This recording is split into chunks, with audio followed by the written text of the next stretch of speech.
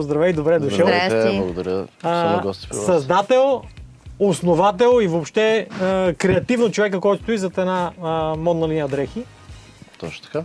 Как реши, Жоро, да се насочиш? Ти от доста време я правиш. От 8 години. От 8 вече. години. Не е малко за моден бранд и през най-тежкия период, COVID периода. Той ти е бил горе по средата на бизнеса до сега. Точно така, да. Как го реших? Просто търсих това, което ми доставяше удоволствие. Тъй като от дете модата ме влече. Да. И винаги съм искал да правя нещо, което ми доставя удоволствие, а не нещо посредствено. Да. И това ме накара да хвана този път. И вече по средата, когато беше COVID, то нямаше връщане назад. Да. Трябваше да Трябваше. го Ама развием. получи не те е отказал и си Да. продължил, защото беше трудно тогава. За нас, онлайн търговци, това беше най-добрият период. Да, тогава пък... Да, Тогава беше вие пика. тогава тръгнахте нагоре. Точно така. Да, И извличаш... това ни даде една сила Да. да продължим напред. Да. Добре, как ти умееш да рисуваш добре, имаш добро виждане така за това какво ще се харесва до година, по-до година в дрехите. Как точно реши с мода да се занимаваш с дрехи? Когато почнах преди 8 години в България, имаше изискана мода, да го кажем, Да. няколко други марки. И исках пага да е качество на добра цена, което към тогава го нямаше в България. Или е много скъпо качеството, или е много ниско некачествено. и имаше много фалшификати. Да. И нямаше това нещо. Имаше само една единствена марка и аз реших, че трябва да предам моето виждане на дрехите към хората, защото виждах още от дете, че това, което правя с дрехите, се харесва и на другите и те искаха да ги купят. Да. Кажи сега, кое е най-важното качество, за да е качествена дрехта? Качество не, а най-важното нещо. За да се продаде или за да е качествена За да е качествена като дреха. Целият подбор трябва да е много внимателен. Да. Било то на материали, изпълнители, печат, бордери, ако щеш. Да. Всички елементи. Целият процес трябва да е много стриктно следен, защото когато ме спушиш нишката в началото, Да. накрая няма да излезе това, което Абе, ти много желаеш. е важна и кройката. Значи О, да. може за всяко тяло, всяка различна кройка да е по различен начин да седи. Долу-горе ни отнема от около една година Да. този панталон се прави от една година. Еми да. И накрая За да го избистриш до финален вариант. Да, Браво, супер. защото ти виждаш го в твоите очи по един начин. Но ти като го правиш, ще го направиш не по моят начин, който аз го правя. А ти Аз държа да е. събираш мнение или виждаш продажбите, защото се продава добре? И двете. И двете. Преди години се водехме много от световните марки. Да. Какъв е тренда навън? Обаче разбрах, че тренда навън ще дойде в България след 5-10 години. Тоест, ако ти веднага го предадеш, то не се приема тук. Не. Имах единия фалит се дължи на точно това, защото заложихме много на западната мода. Бях няколко пъти в Париж, видях няколко неща. Да, реших да ги предам тук в България, но видяхме, че това не се продава тук. Да. Не работи. И след това залагаме на това какво върви, защото ние имаме една база и виждаме, това се продава. Да. Имаш ли си някакви модели, които, сега не говоря за такива, които се повлияват от модна тенденция и всяка година гледаш да си различен, но някакъв бестселър такъв, който даже си... тук съм ти донесъл нещо за теб. много, За дамата следващия път. много Да, благодаря. очаквам. Любов. Любов, точно така. Мога ли да си го отворя? Непреходно ли е това? Да. Това е бестселър на Пага, който вече 8 година не спира да се продава. Много ти благодаря. Това е един продукт, който е прекрасен за подарък на близка жена, мъж, мама, тате, дете. Да, наистина е Като цяло за всички. универсален. Да. Точно така. Аз не знам защо бях останал с впечатление, че само мъжка мода правиш. А ти имаш и за дами, и за деца. Не промотирахме толкова дамската ни мода, докато не видяхме, че и към нея има доста голям интерес. Да. И в момента усърдно натискаме това нещо, защото в същия смисъл в България има много скъпи дамски дрехи, в повечето случаи са некачествени или много евтини, които са абсурдно некачествени. Да. И няма нещо по средата, което хората да си купат и да са доволни. Да. Много странно. Аз когато се запознахме и стана въпрос за твоята дейност, мислех, че казах ти вече изцяло е таргетиран към мъжете и си викам, това е супер, защото за мъжете сякаш не е толкова популярно. Нали, дамска мода направо изобилства. Сега има и за мъже, разбира се, но сякаш не е така избора. Ти сега каза няколко бранда, които по-готини, по-качествени и то всички горе-долу са целим към тях. Да. Но очевидно разширяваш. Сега, понеже с предишния ни гост разговаряхме за страховете и за методите, с които да се борим срещу тях. Ти вече спомена, че няколко пъти си фалирал, защото каза единия от фалитите беше поради каква си причина. Това не ти ли насажда един страх? Дали няма да сбъркаш с този модел, с тази линия, с тази насока? Как го бориш това? Естествено, че ми е насаждал страх. Все пак човек се учи през годините и първият път, като ми се случи, беше много страшно, защото бях много малък и не знаех как ще се оправя с ситуацията. Естествено, с много работа и подкрепа от близки хора се преборих с това.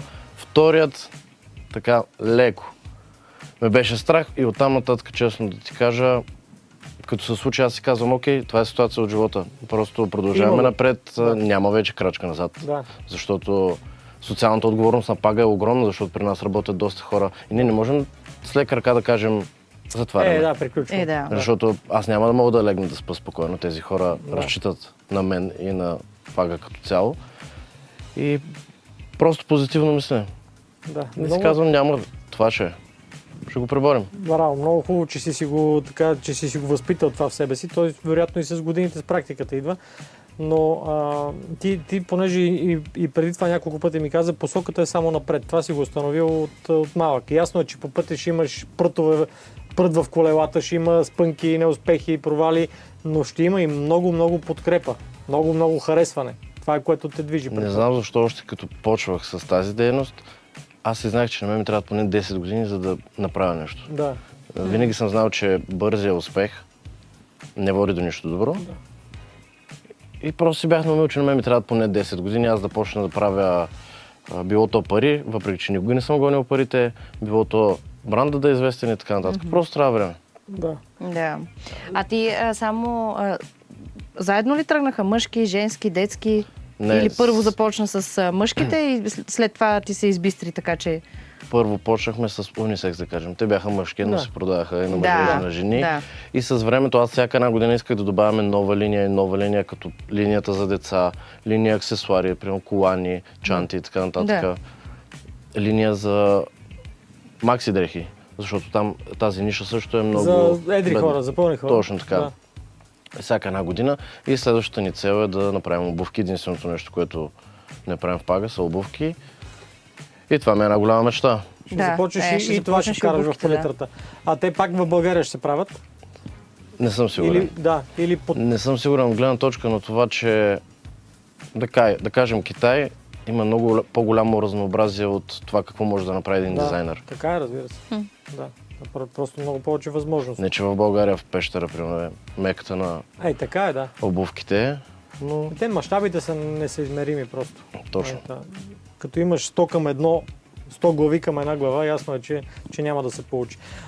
Сега, хрумва ти една интересна идея, някак си да прехвърлиш този опит, да споделиш и да разпалиш, може би, тая искра към модата у хора, които им се иска, но някакси не се решават да го започнат.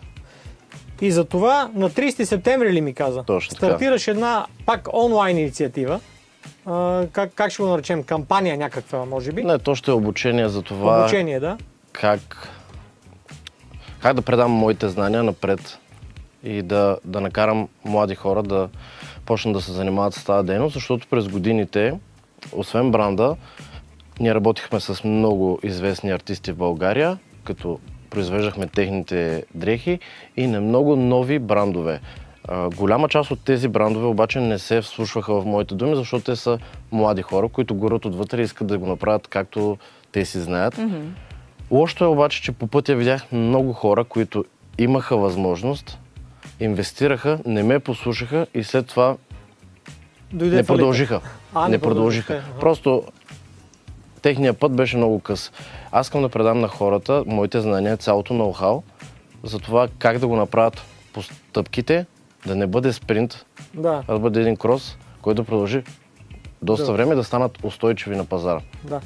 Добре, всъщност сега ще ми обясниш и за самите етапи на това онлайн обучение, но обикновено, когато си силен в една ниша, хубаво да имаш малко конкуренция, но малко.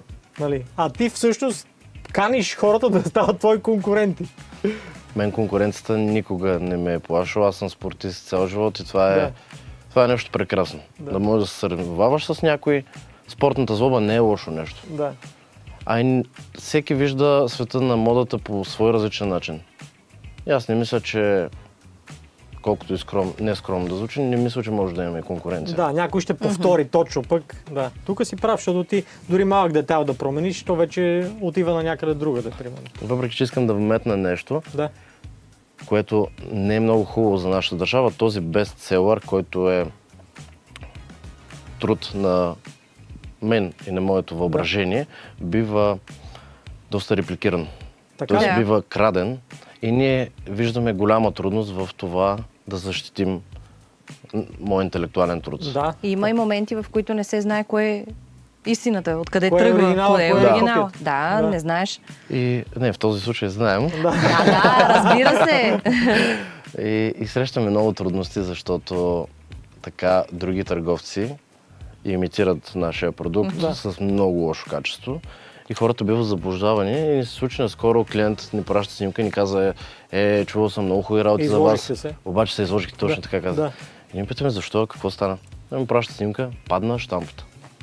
Ти веднага виждаш, че не е Аз виждам, че звъна, казвам, извинявам се, откъде сте го закупили? От тука. Ние не продаваме там, нали? Така нататък стигнахме вече до съдебни дела с хората, защото... ти си потърси веднага правата? Да. През миналата година открихме 4 човека, които в цяла България, които продават точно тази тениска. Да, копия, едно към едно. Това много по-ниска цена. Това голяма трудност, да. От една страна ми харесва, защото знам, че съм на правилния път и правя нещо хубаво, и което се харесва. Но от друга страна не ми се нрави. Добре, аз тук да се обърна директно към тия хора. Като искате да продавате този продукт, имате пазара, харесал ви е очевидно, свържете се с Жоро и с Пага, кажете дай да те представлявам и да продавам истинската. Защо трябва да... Аз знам защо. Защото я прави някъде на 5 пъти по-малка цена, нали? И качество съответно по-ниско. Така, дано да нямаш такива програми, но да те върна към онлайн обучението. Ти си го разделил на 3 сегмента. Точно така. Първото ще е напълно безплатно. И там хората ще могат да се запознаят с общите неща за това как да стартираш бранд. Да. Следващата част ще е платена.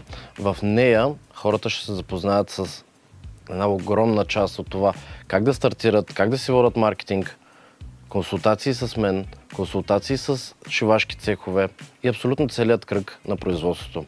А в третата част тя ще е с мое участие, като там аз ще съм лично до всеки един, ще им помагам с дизайните, ще им помагам с производството и като цяло ще им помогна да се развият бранда до ниво, което на мен ме е отнело 8 години, те ще могат да го направят за доста по-кратко време. Това е доста благородно от твоя страна. Тоест, ти в третия вариант, в третия сегмент на това онлайн обучение ще си нещо като консултант на този, който е абонат. Да. Това ти как ще разделяш? Тук трябва малко тая популярната шизофрения да вкараш. Как ще го посветваш така, че да не си дадеш някой твой модел? Някоя твоя идея, примерно, да си изпуснеш там. Това няма да ми пречи. Честно казвам, аз съм човек, който обича да помага и това ми доставя страшно удоволствие. А и всеки в началото, ние сме им сложили едни домашни, в началото ще разберем каква е идентичността на всеки. Да. И когато го видиш, той като харесва черно, ти няма как да му предложиш бяло. Да. Просто ще го допълниш това черно с червено. Или с нещо друго. Да, Жоро, ти казваш, че си свидетел на това как хора, които си опитвал да съветваш, ще не те слушат. Той си знае, черното ще ми е черно и така. Ти му кажеш, вкарай малко бяло, така не те послушва. Тук какъв ще е механизма? Защото той ще каже, гати, който участва на безплатното обучение, той си взима базата и после вярва, че ще се справи сам. Да. Но този, който е участвал до най-високата степен и примерно после пак не се получи, ще ти каже ли, чакай, що не ми каза това, що не ми каза онова, макар че ти си казал, а човека не иска да послуша. Това, че не иска да послуша, ще си е лично негово решение. Да.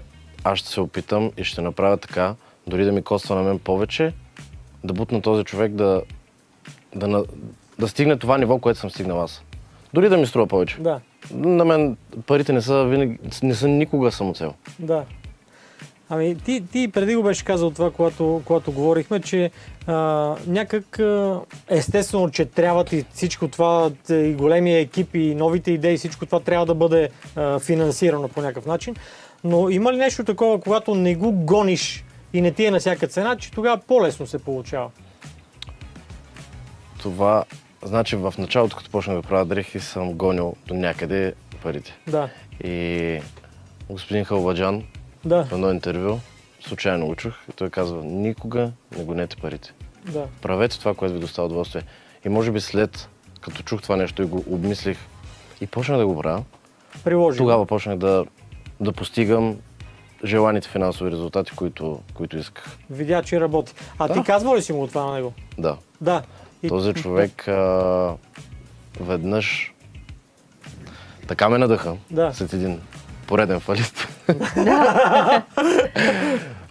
Бях изпаднал в много голяма дупка. Писах му в Инстаграм, аз даже не очаквах да ми отговори. Да.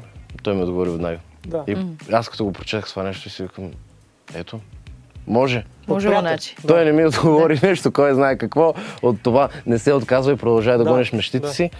Я си казвам: ето, значи не трябва, просто понякога ти трябва леко побутване. Да, и това проработи. Да. Ти сега, доколкото разбирам, в това обучение, което стартира на 30 септември, искаш да бъдеш това леко побутване за тия, които не се решават или не знаят как. Точно така, дори за някой да съм не лекото, огромното побутване, ще го направя, защото, пак казвам, за мен е огромно удоволствие да помагам на хората и това ми доставя удоволствие. И за мен ще е много голяма реклама да кажа: ето вижте, този човек излезе от моето обучение и в момента е там. Да. Постигаме това. Това ако проработи, мислиш и да някаква, примерно, виртуална академия да си се направи, където хората да обменят опит. Ние сме завършили, примерно, тия обучения, после можем да кажем на трети, на пети, пък след една година пак да те попитам нещо, тази връзка не се къса. Точно, да, защото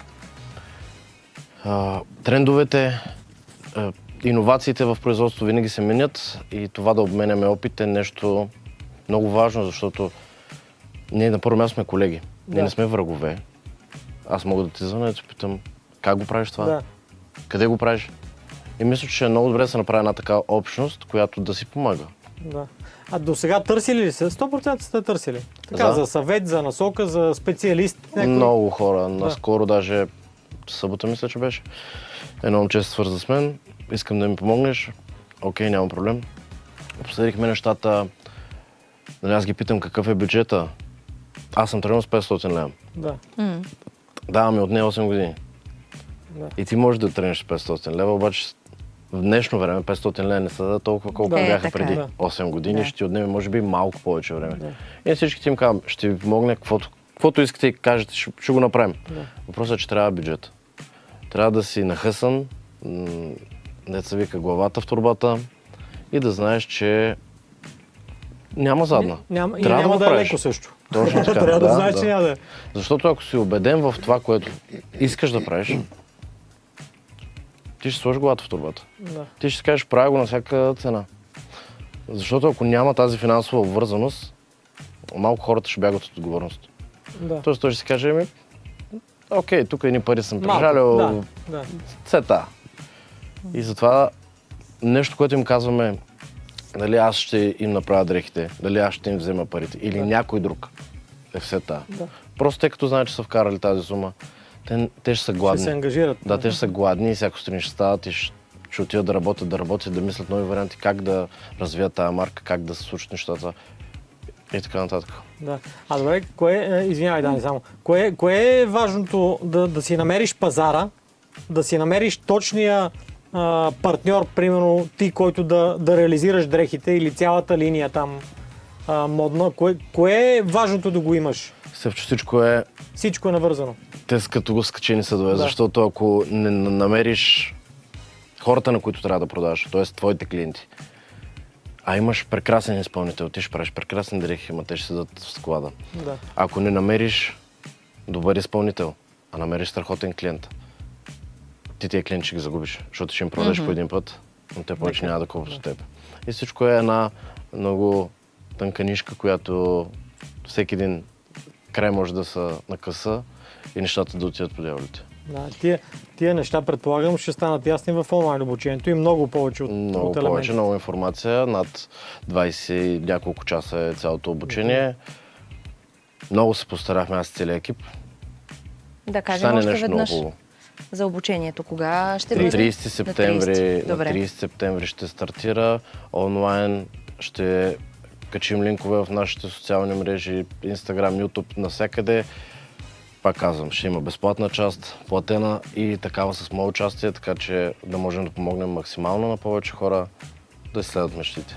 Браво. Супер. Готина идея това. Аз ще предлагам на есен, като стартираме сезона, пак да го поканим малко преди 30, нали, защото сега го обявяваме. Да. Тогава като наближи да го да опресним. Само ми кажи накрая на разговора ни, кога намираш време за спорт? С тия ангажименти ти си базиран в Пловдив, пътуваш из цялата страна, предполагам. Да. А и не само из страната. Следиш изложения модни. Кога за спорта намираш време? Това ми е. Значи в нашата професия с хората, които работим, 90% са жени. Да. И чисто психологически няма да издържа, ако не ходя да тренирам. Защото аз на ден контактувам с 30 жени. Защо? Да. И какъв е проблема? Изчакай само да викна предишната гостенка. Да, така е. Хубаво е, че намираш време и за това. Да. Дори и късно, 10 часа затваря фитнеса, 9 часа влизам. Просто това е много важно за работата, защото ако човек събира в себе си негативната енергия, тя ще ескалира. Да. И не е добре да ескалира. Клапата е там. Да. Браво. Жоро, много ти благодаря за представянето. Радвам се, че те представихме и на зрителите. Не губи тая енергия. Фали ти никога повече. Каквото и да ти си спречи, просто изяждай го и сам го каза. Посоката е само напред. Благодаря.